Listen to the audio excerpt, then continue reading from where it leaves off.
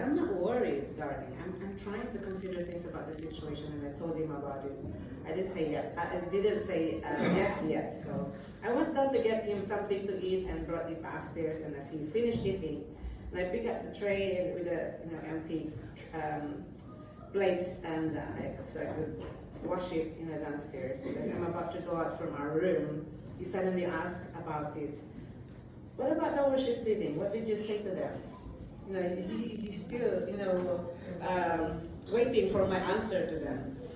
So then I stopped for a while and I think, and looked at him and said, okay, my love, the Lord will confirm it from you, through you.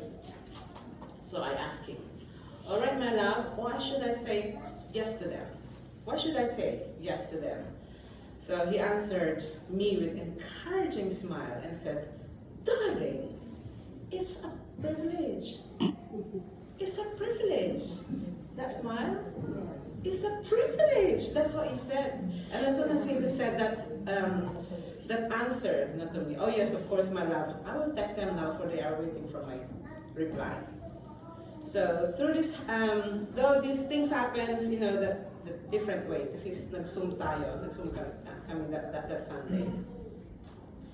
So my heart and my mind was on what he said. It's a privilege. So tonight I want to use that word, privilege. Year 2005, his name was mentioned to me, but I don't met him yet. So it is a love story.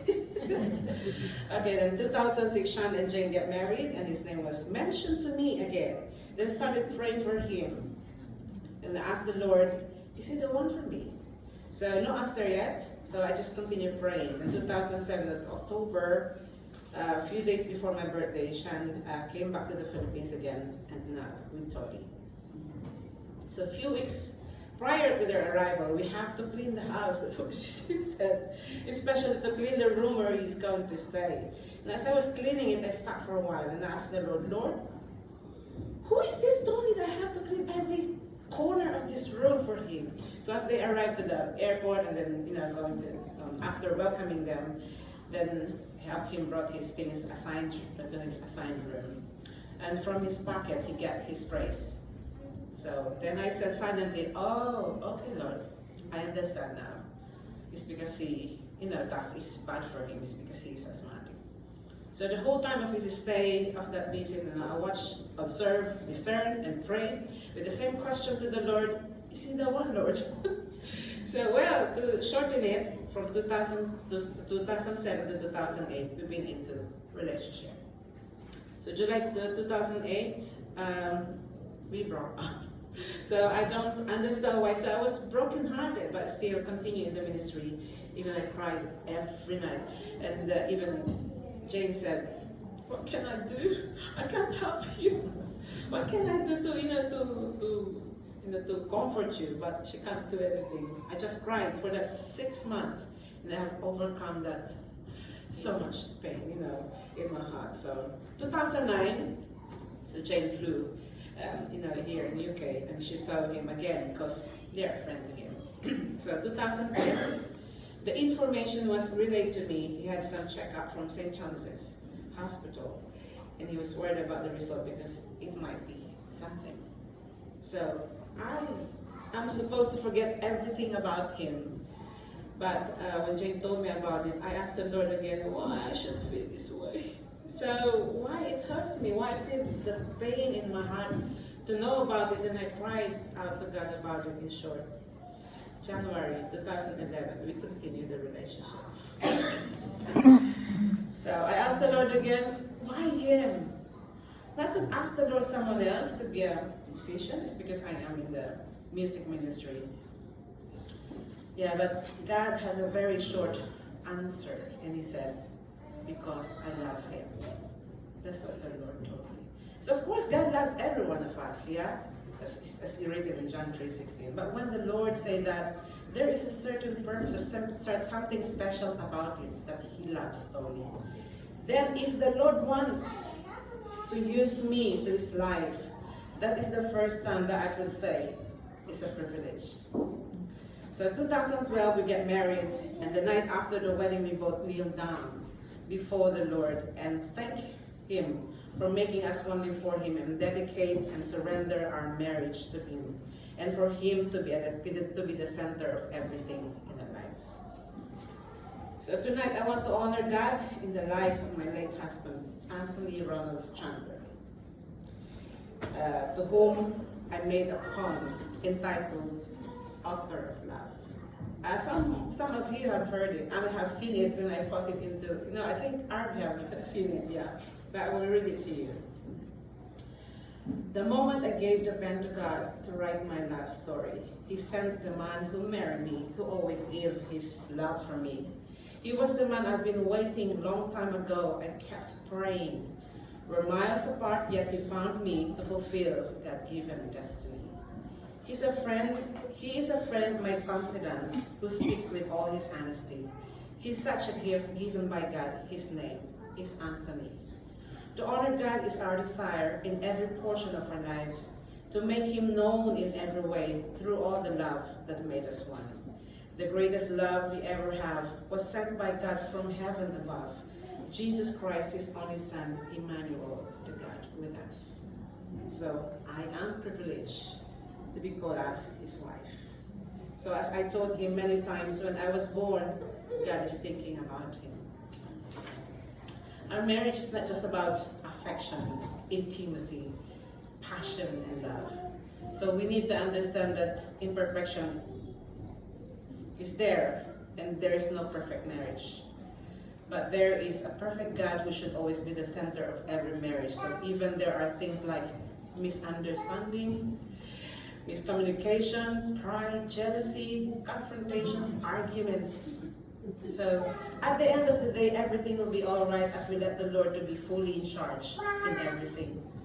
So many times He told me, when he prayed to God to send someone he asked for, he said, God sent an angel, referring to me. How about here? So as he said, and once again, it is a privilege that I was the answer to his prayer. So discovering a new thing each day about him is a privilege as well.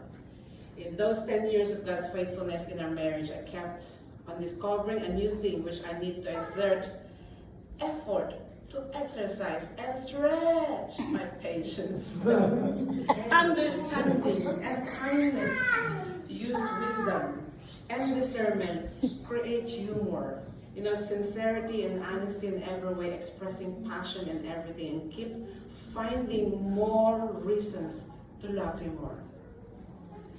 Still, I can say it's a privilege.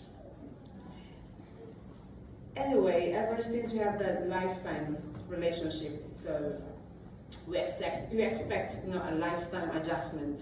That's marriage.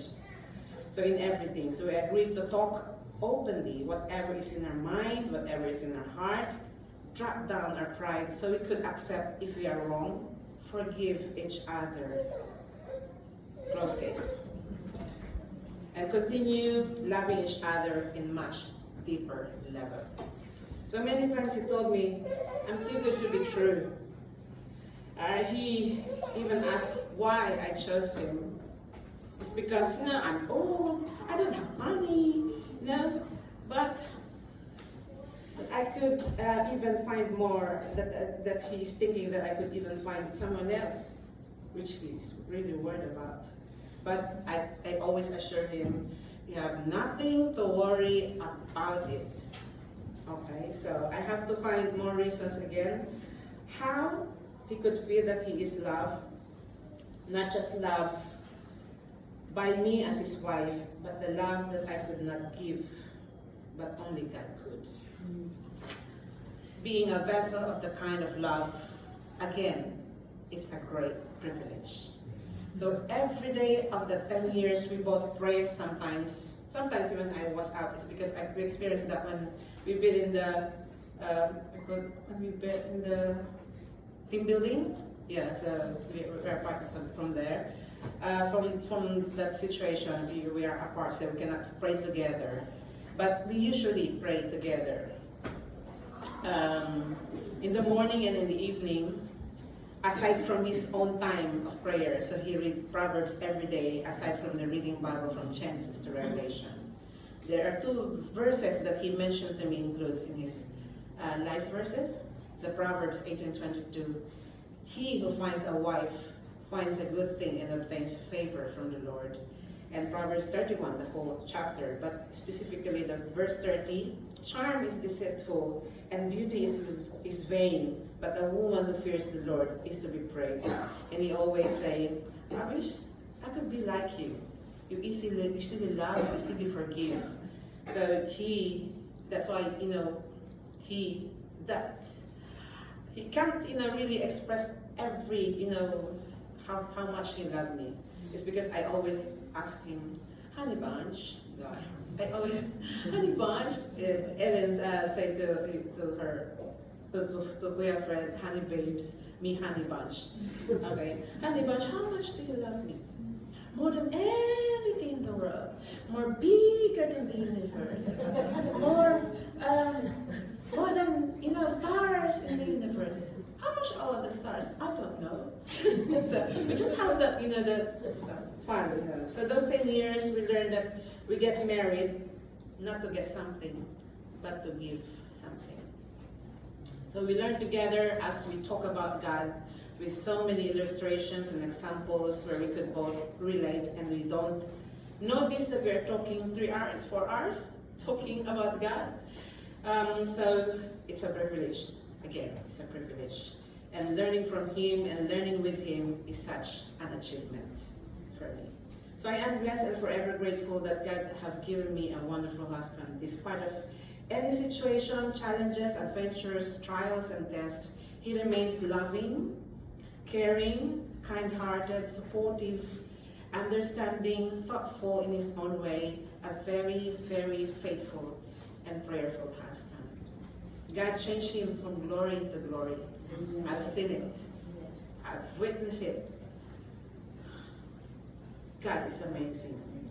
And this is the greatest breakthrough to him. Now he is with the Lord. He fought the good fight of faith. He have finished the race. Have kept the faith. So you might still see or hear me crying. I don't know until when.